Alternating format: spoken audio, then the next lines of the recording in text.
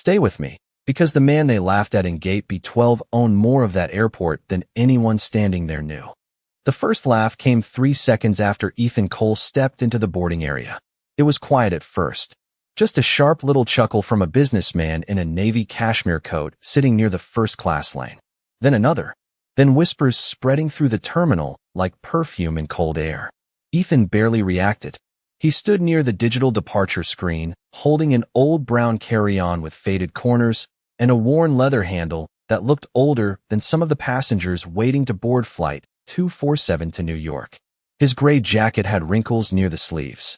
His sneakers were clean but cheap, the kind sold at outlet stores off interstate exits. Around him, Gate B12 glowed with polished luxury. Marble floors reflected soft white lighting overhead. Travelers in tailored suits scrolled through stock portfolios on tablets, while airport lounge attendants carried tiny espresso cups across the waiting area. Everything smelled like roasted coffee beans and expensive cologne. Everything except Ethan. "Sir, economy boarding starts in about 20 minutes. The gate supervisor said politely at first. Victoria Hayes wore a fitted navy uniform with gold trim on the sleeves. Perfect makeup. Blonde hair twisted into a flawless bun. Her smile looked practiced enough to survive turbulence. Ethan glanced at her badge, then back at the departure screen. "I know," he said calmly. His voice carried the rough steadiness of someone who had spent more time listening than speaking.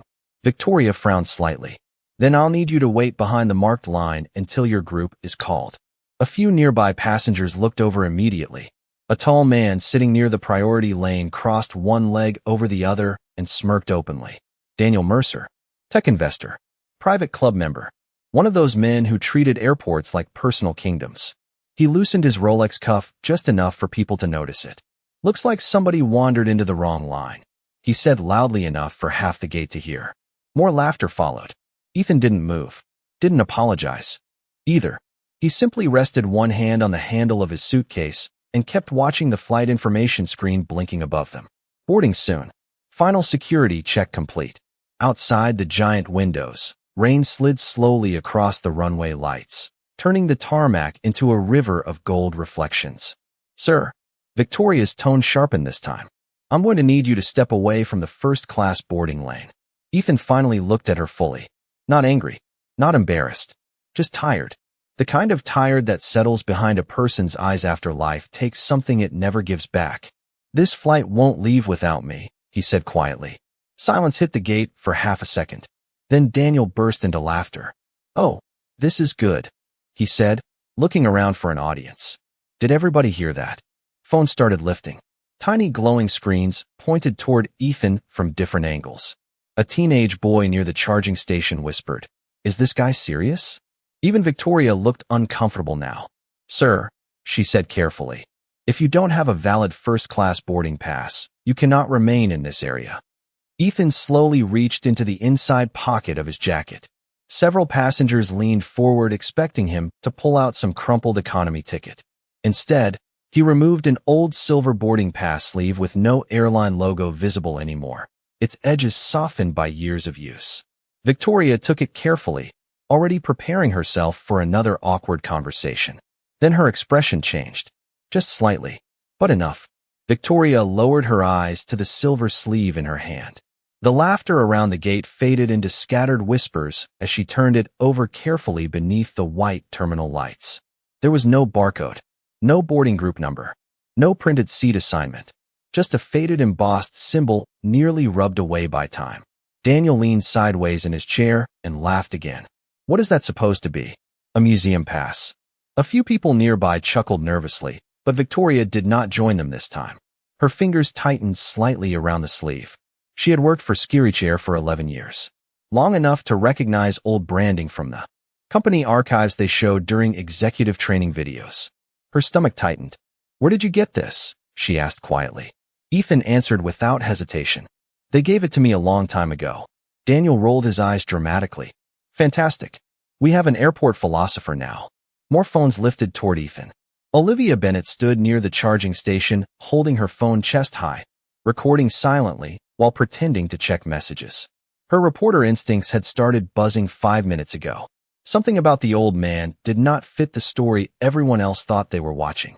Ethan remained still while rain tapped softly against the giant terminal windows behind him. A janitor pushing a cleaning cart slowed down to glance at the growing crowd near Gate B12. Even passengers walking toward nearby gates started staring. Public embarrassment moved fast in airports, faster than weather delays. "Sir," Victoria said carefully, lowering her voice, "this boarding credential is no longer in circulation." Ethan nodded once.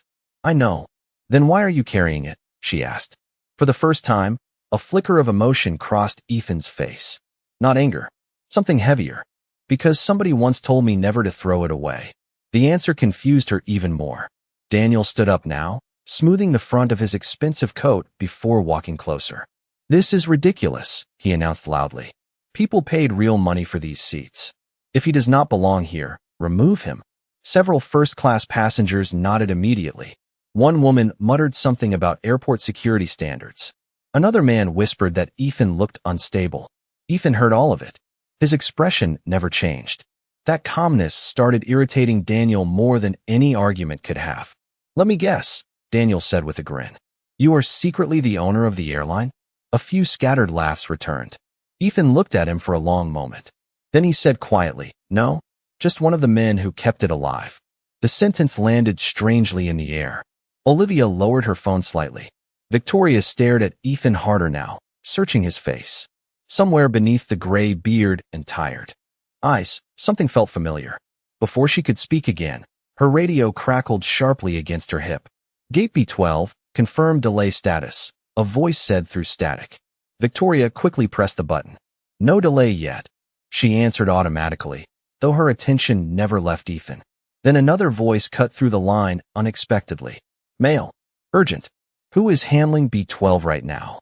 Victoria frowned. "This is Victoria Hayes." Silence followed for 2 seconds. Then the voice returned lower and tighter than before. "Do not let that passenger leave the gate." Daniel smirked immediately. Finally, he folded his arms confidently. Somebody important realized there is a problem. But Victoria's pulse quickened because she recognized the voice instantly. It belonged to Marcus Reed, Regional Operations Director for the entire East Coast Division. Men at his level did not call gate supervisors directly unless something had already gone very wrong, or very important. Across the terminal, 2 airport employees in dark suits suddenly appeared near the escalators, scanning the crowd until their eyes landed on Ethan Cole. The 2 men in dark suits moved through the terminal with the focused speed of people carrying bad news or protecting expensive secrets. Conversations near Gate B12 began fading one by one as passengers noticed the airport badges clipped beneath their jackets. Olivia Bennett instinctively stepped sideways to keep filming without drawing attention to herself. Daniel Mercer straightened immediately, his confident smirk returning. "There we go," he muttered loudly. "Problem solved." Victoria did not answer. Something about the tension in Marcus Reed's voice still sat heavily in her chest. The taller of the 2 suited employees reached the gate first. His eyes scanned Ethan once, then lowered briefly to the worn silver sleeve still resting in Victoria's hands. The man's expression changed instantly. "Where did you get that?" he asked quietly. Ethan looked up at him. "Arthur gave it to me himself," he replied. The man froze. Completely. Even Daniel noticed it. "Who is Arthur?" Daniel asked with a laugh that sounded weaker this time. Neither employee answered. "Him." Instead, the taller man touched the earpiece near his collar and spoke under his breath. "Confirmed. It is him." Victoria felt her pulse jump. Around them, phones continued recording from every angle. Someone near the coffee stand whispered, "Who is that guy?" Another voice answered, "I do not know, but airport executives do not react like this unless somebody important just walked in." Ethan seemed untouched by the growing attention. He stood quietly beside the giant terminal window watching rain streak across the runway lights outside. For a moment, he looked less like a passenger and more like someone remembering another lifetime entirely. Olivia noticed it too. The sadness in his face did not belong to a confused old traveler. It belonged to somebody carrying ghosts. "Sir," Victoria said carefully, stepping closer now, "may I ask when you last used this credential?" Ethan looked down at the silver sleeve before answering. 22 years ago." Daniel let out a sharp laugh. "That makes this even crazier." But nobody joined him this time. The energy around the gate had shifted. People who mocked Ethan minutes earlier were now studying him with cautious curiosity instead. The taller executive swallowed visibly before speaking again. "Mr. Cole, we were not informed you were coming today." Hearing the name spoken formally sent another ripple through the crowd. Olivia quickly typed Ethan Cole into her phone search bar beneath the frame of her recording app. Nothing obvious appeared at first. Then an old article thumbnail loaded halfway down the screen. Grainy photo. Airport construction site. Date, 1999. Headline: The genius engineer who helped save Skirich Air disappears after tragedy. Olivia's eyes widened. "No way," she whispered under her breath. Ethan noticed the article reflected faintly in her phone screen. He looked away almost immediately. Daniel stepped forward again, irritated now by the sudden loss of control. "Can somebody explain what is happening?" he snapped. "People are trying to board a flight." The shorter executive finally looked at him coldly. "Sir, I suggest you lower your voice." The authority in his tone silenced Daniel instantly. Victoria stared at Ethan harder than ever now. The gray beard, the tired eyes, the calmness. Suddenly, she remembered an old framed photograph hanging inside the executive conference hallway upstairs. 4 men standing beside the original Skirich prototype aircraft more than 2 decades ago. One of them looked exactly like the man standing in front of her now, just younger, before life hollowed out the edges of his face. Her mouth went dry.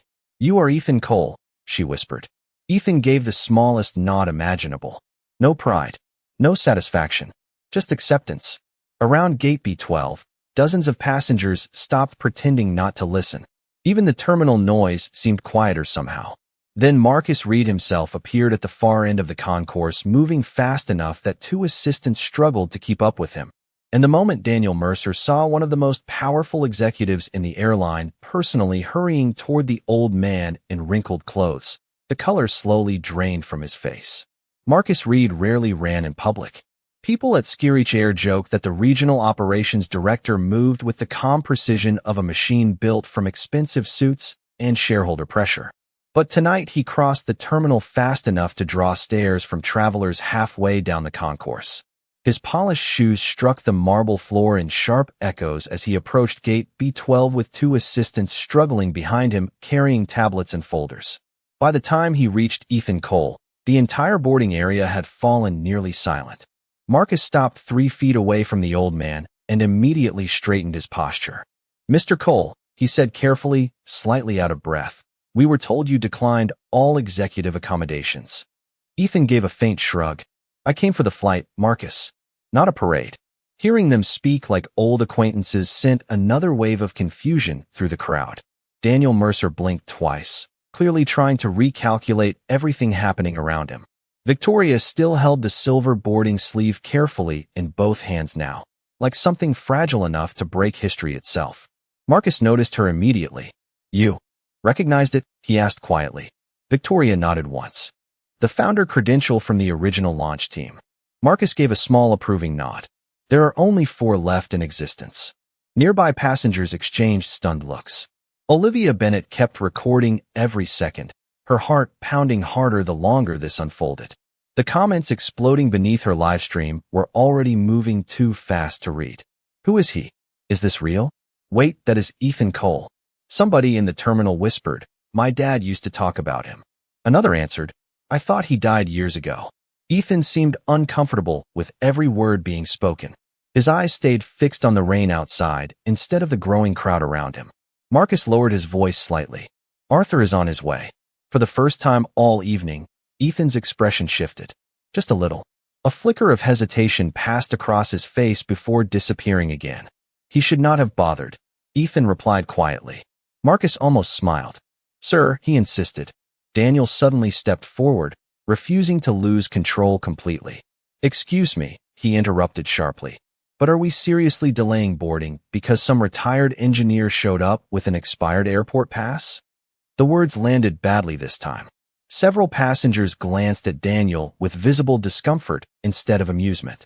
Marcus turned slowly toward him. "Retired engineer?" he repeated. The calmness in his voice somehow sounded colder than shouting. Daniel folded his arms defensively. "Look, I do not care who he used to be. Rules are rules." Marcus stared at him for 2 long seconds before answering.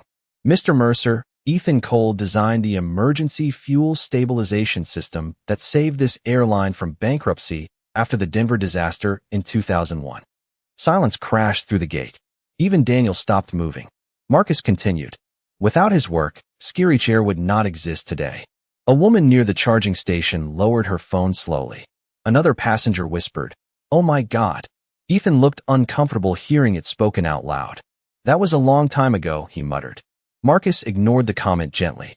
"Every aircraft in this company still carries his system." Olivia felt chills move down her arms as she looked at Ethan again. The wrinkled jacket, the worn suitcase, the quiet eyes filled with exhaustion. 20 years earlier, newspapers called him an aviation genius. Tonight, strangers thought he was homeless. The contrast hit the terminal harder than any speech could have. Then the overhead monitors near gate B12 suddenly flickered once. Airport employees across the concourse straightened immediately. A private elevator at the far end of the terminal opened with a soft chime. And the moment Arthur Whitmore stepped out surrounded by security and senior executives, every employee within sight instinctively stopped what they were doing.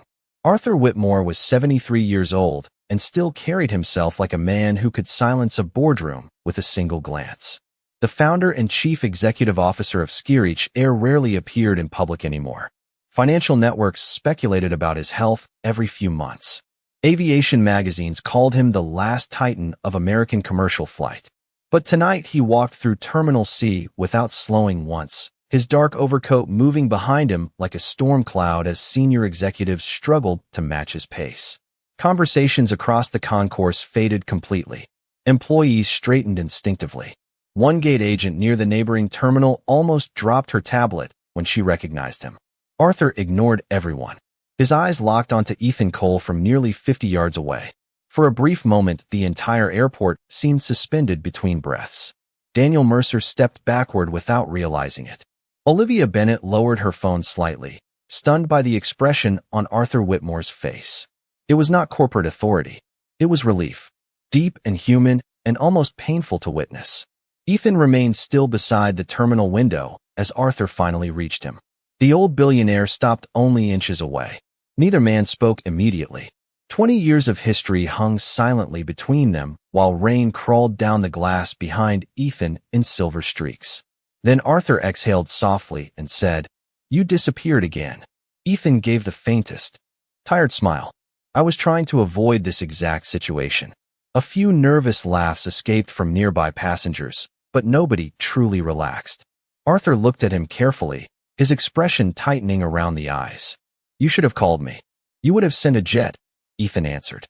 "You hate wasting money on jets," Arthur replied immediately. "Not for you." The honesty in his voice hit the crowd harder than shouting ever could. Olivia watched executives nearby exchange glances. Some of them looked emotional. One older vice president quietly removed his glasses to wipe his eyes. Daniel stood frozen now, his confidence draining by the second as he realized he had mocked someone powerful enough to make billionaires nervous. Arthur finally noticed the silver credential in Victoria's hands. His face softened instantly. "You still kept it," he whispered. Ethan looked down for a moment before answering. "Claire told me not to throw it away." The name changed everything. Arthur lowered his head slightly. So did Ethan. Around them, nobody understood the reference except Marcus Reed, whose expression darkened immediately with old grief. Olivia searched quickly through article archives again. Then she found it. Claire Cole dies in Flight 702 accident. Ethan Cole leaves aviation industry weeks later. Her stomach dropped. Ethan had not vanished because of money. He had vanished because the woman he loved never came home. Arthur slowly placed one hand on Ethan's shoulder. "She would be proud of you tonight," he said quietly. Ethan looked away toward the runway lights outside. His reflection in the glass looked older than before somehow. "I did not come here for attention, Arthur," he murmured. "I know," Arthur answered. "That is why they needed to see you." Silence followed again. Heavy. Real.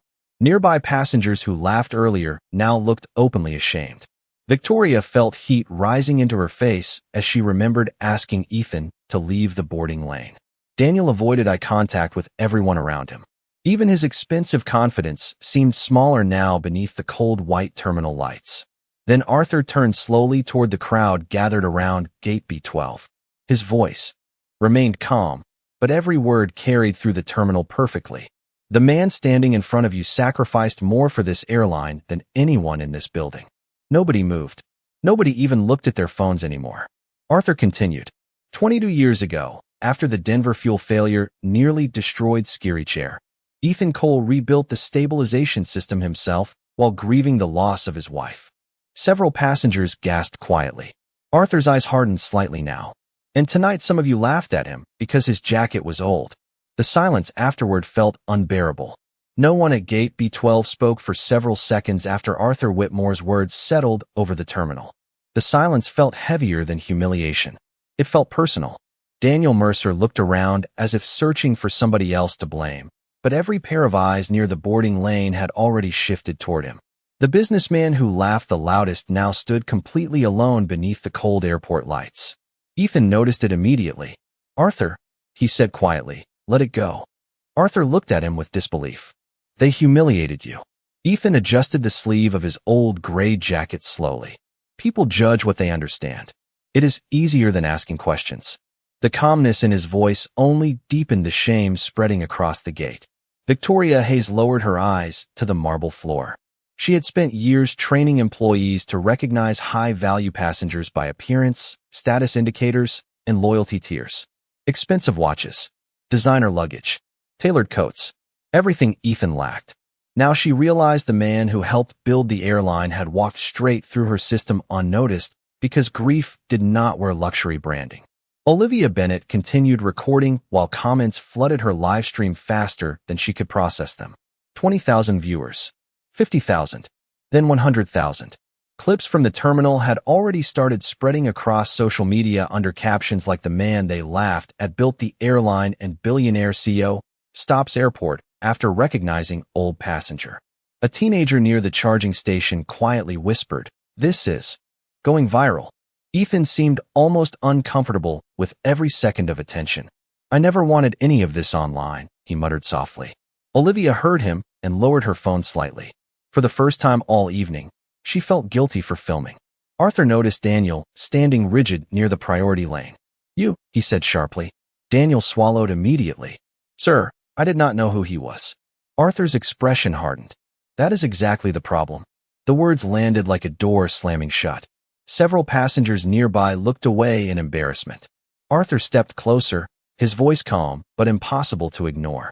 "You treated a stranger with disrespect because you believed he had less value than you." Daniel opened his mouth, then closed it again. Nothing sounded intelligent anymore. Ethan sighed quietly. "Arthur." Arthur stopped speaking immediately. That alone shocked the crowd more than anything else. One of the most powerful men in aviation obeyed Ethan Cole without hesitation. Ethan looked toward Daniel for a long moment before finally saying, "Do not apologize because I mattered. Apologize because you thought I did not." Daniel's face turned pale beneath the terminal lights. Around them, several passengers visibly reacted to the sentence. One older woman quietly wiped tears from her eyes. A young airport employee standing near the scanner lowered his head completely. Victoria finally stepped forward holding the silver credential carefully in both hands. "Mr. Cole," she said softly, "I am truly sorry." Ethan accepted the credential from her with a small nod. "You were doing your job." "No," she answered honestly. "I was making assumptions." Ethan looked at her for a moment, then slid the old silver sleeve gently back into his jacket pocket. "Most people do." Outside the windows, lightning flickered silently beyond the runway while rain continued washing silver across the tarmac. Boarding for Flight 247 had been delayed nearly 40 minutes now, but not a single passenger complained anymore. Nobody wanted to leave. This no longer felt like an airport delay. It felt like witnessing something rare and painfully human. Then Marcus Reed stepped closer holding a tablet in his hands. His expression looked uneasy. "Arthur," he said quietly, "the board members already know." Arthur frowned. "How?" Marcus turned the screen slightly. Millions of views. Live media requests. News alerts spreading across financial networks. Ethan closed his eyes briefly the moment he saw it. "I knew this would happen," he whispered. Arthur studied him carefully. "Then why come back at all?" Ethan stared through the rain-covered glass toward the runway lights glowing in the distance. When he finally answered, his voice sounded older than the storm outside. Because tonight is the anniversary of Claire's last flight. The rain outside thickened into silver sheets across the runway as Ethan Cole stood motionless beside the terminal glass, his reflection faint beneath the flashing blue taxiway lights. Nobody near Gate B12 spoke after hearing Claire's name. The atmosphere had changed again. This was no longer about embarrassment or social status or viral videos. Grief had entered the room quietly, and everyone felt it. Arthur Whitmore lowered his eyes for a moment before speaking softly. 22 years today. Ethan nodded once. Flight 702. Several younger passengers exchanged confused glances, but older employees nearby immediately recognized the number. One gate attendant covered her mouth with her hand. Marcus Reed stared at the floor. Olivia Bennett searched quickly through archived articles again and found the headline within seconds. Skirich engineer's wife among 117 lost in winter crash. Her chest tightened as she read further. Ethan Cole had disappeared from public life only weeks later despite becoming one of the most celebrated aviation engineers in the country. I thought you blamed the company, Arthur said quietly. Ethan looked out toward the storm beyond the runway. For a while, I blamed everything. The honesty in his voice settled heavily across the gate. Nearby passengers who had once been impatient about delayed boarding now listened with complete stillness. Ethan slowly sat down near the window for the first time all evening, setting his worn carry-on beside him carefully. It looked impossibly small compared to the emotional weight surrounding him now. Claire hated flying at night, he said softly, almost to himself. Said airports felt lonelier after sunset. Arthur sat beside him without hesitation despite executives nervously hovering nearby. Then why did she board that flight? Ethan gave a tired smile that looked painful around the edges. Because she loved me more than she feared storms. Silence followed again. Outside, another flash of lightning illuminated the runway for half a second. Ethan stared into it like someone remembering another lifetime entirely. We were supposed to meet in Denver, he continued quietly. I was already there working on the stabilization redesign after the fuel failure started. Olivia noticed several employees listening now with tears in their eyes. Ethan's voice remained calm, but every sentence sounded like it had traveled through decades of exhaustion before reaching the surface. Her plane never landed. Nobody moved. Nobody even checked their phones anymore despite millions of people watching online now. Ethan looked down at his hands. After the crash investigation, everybody kept calling me a hero because I helped save the airline. He let out a faint hollow laugh. But I could not save one person. Arthur's jaw tightened visibly. None of that was your fault. Ethan did not answer immediately. Then he said quietly, grief does not care about logic. The sentence hit Olivia harder than anything else that night. Across the gate, Daniel Mercer slowly lowered himself into one of the waiting chairs without speaking. His expensive confidence had disappeared completely now. He no longer looked powerful, just small. Victoria stood nearby holding back tears herself. She thought about how quickly people decide who deserves respect based on appearance alone. One wrinkled jacket, one old suitcase, one tired face. That was all it took for strangers to reduce a human being into a joke. Ethan finally reached into his coat pocket again and pulled out a folded photograph worn thin at the corners. He stared at it silently for a few seconds before handing it to Arthur. Arthur looked down and closed his eyes briefly. Claire stood smiling beside a younger Ethan in front of the very first Skirich prototype aircraft. Both of them looked impossibly happy. She believed this airline would change people's lives. Ethan murmured, tonight, I wanted to fly the same route she never finished. Arthur carefully handed the photograph back with trembling fingers. Then the overhead boarding speaker crackled softly above them. Final preparations complete for Flight 247 to New York. Nobody at Gate B12 moved toward the scanner. They were all watching Ethan instead. The old engineer quietly folded the photograph and slipped it back into his jacket. Then he stood slowly, picked up his worn suitcase, and looked toward the boarding lane where people had laughed at him less than an hour earlier. The boarding scanner gave a soft electronic beep as the first passenger stepped forward, but nobody at Gate B12 truly paid attention to the flight anymore. Every eye remained fixed on Ethan Cole, standing quietly near the boarding lane with rain light reflecting across his worn gray jacket. Arthur Whitmore looked at the gate attendant nearest the scanner. Hold boarding for 2 more minutes, he said calmly. Nobody argued. Across the terminal, airport employees stood unusually still, pretending to work while secretly watching one of the strangest moments in company history unfold in real time. Olivia Bennett glanced at the numbers exploding beneath her live stream again. Nearly 4 million viewers now. News networks had started clipping pieces of Ethan's story before the flight had even boarded. Comments flooded the screen faster than she could process them. People judged him by his clothes. This is why you never look down on strangers. Who is Claire Cole? Ethan noticed the phone still pointed toward him and sighed quietly. I really did not want this turning into a spectacle. Arthur folded his hands in front of him. It already became something bigger than that. Ethan looked around the gate slowly. At the passengers avoiding eye contact. At Victoria standing silently beside the scanner. At Daniel Mercer sitting alone with his expensive coat folded awkwardly across his lap like armor that suddenly stopped working. Then Ethan spoke softly. Enough that people leaned forward to hear him. Do you know the strange thing about airports? Nobody answered. Ethan gave a faint, tired smile. Everybody here is between versions of themselves. The terminal remained silent. Some people are leaving bad marriages. Some are chasing promotions. Some are saying goodbye forever without knowing it yet. He looked through the rain-streaked glass toward the runway lights. And some are just trying to survive another anniversary. Olivia felt her throat tighten, hearing the last sentence. Arthur studied Ethan carefully. You should come back, he said quietly. Ethan shook his head almost immediately. No, Skirich still belongs to you too. Ethan gave a small, humorless laugh. I sold most of my shares years ago. Arthur frowned slightly. Not all of them. That sentence caught the crowd's attention immediately. Marcus Reed glanced sideways at nearby executives who suddenly looked nervous again. Arthur continued calmly. You still own 8% of this airline. Several passengers gasped openly. Daniel Mercer's head lifted sharply. Ethan rubbed one hand across his face, clearly exhausted by the attention. I forgot about those shares a long time ago. Arthur's voice softened. I never did. The silence afterward carried a completely different weight now. The old man, everyone mocked less than an hour earlier, quietly remained one of the largest owners of the airline surrounding them. Yet he stood there with a worn suitcase and shoes cheaper than the watches around him. Olivia realized that was the detail millions of viewers would remember most. Ethan never tried to prove anything. Not once.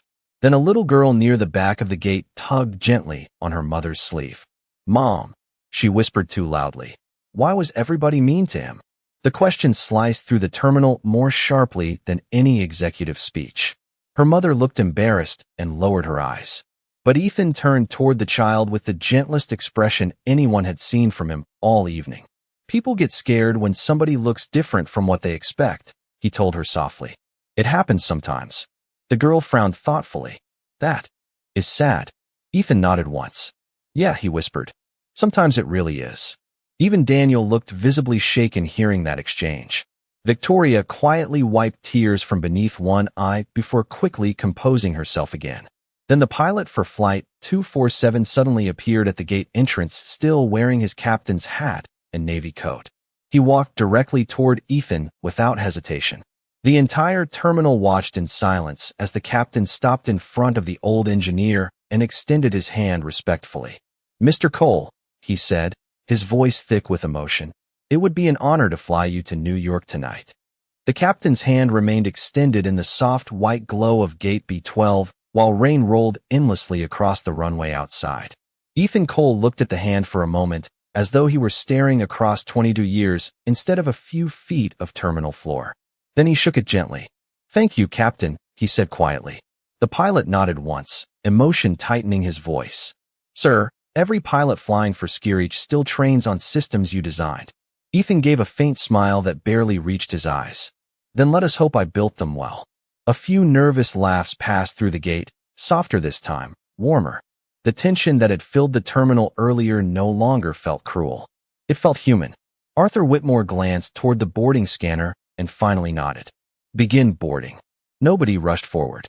Nobody pushed for priority status anymore. In fact, several first-class passengers stepped aside instinctively, creating a clear path toward the jet bridge without being asked. Ethan noticed it immediately. You do not have to do that, he murmured. An older woman standing near the front smiled sadly. Maybe we should have done it sooner. Ethan lowered his eyes for a second, then picked up his worn suitcase. As he approached the scanner, Victoria Hayes stepped forward carefully. Her hands trembled slightly as she held the boarding device. "Welcome aboard, Mr. Cole," she said softly. Ethan paused beside her. "Victoria." She looked up quickly. "Yes, sir." "Do not let tonight harden you." Her eyes filled instantly. Ethan continued gently.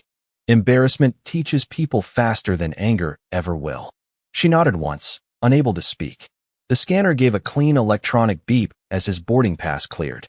A simple sound, but somehow it echoed through the silent gate louder than the laughter from earlier that evening. Olivia Bennett lowered her phone completely for the first time all night. She realized she no longer wanted content. She wanted to remember the feeling of the moment itself. Ethan started toward the jet bridge beside the captain, while Arthur Whitmore watched quietly from behind.